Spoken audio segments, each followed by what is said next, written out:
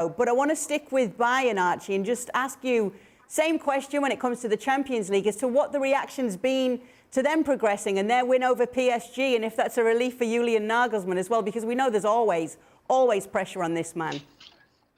Relief for Julian Nagelsmann, just a bit.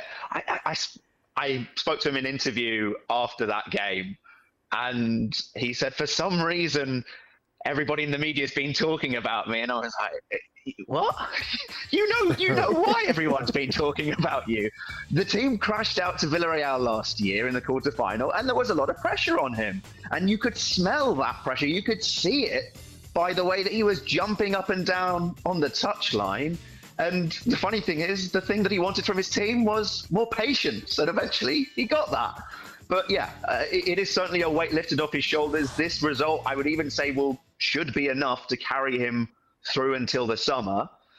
This Bayern team that will play tomorrow, we already know there'll be changes, chances perhaps for someone like Ryan Gravenberch in midfield. Leroy Sané will get a chance as well. João Cancelo, who Julian Nagelsmann has, I'd say, given a bit of criticism to in the press, saying that when he plays, he's very happy, and when he doesn't, he's very much not happy, and compared him to Angelino, and I think he didn't use the word struggle, but that was what was implied that he had with him at Leipzig. And yeah, I'd imagine that Cancelo will get a chance tomorrow.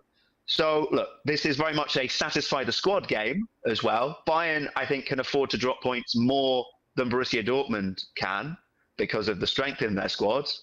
And let's not forget, this was the first defeat of Bayern's season earlier in the campaign. They lost to Augsburg. And Bayern tends to lose this season when you least expect it.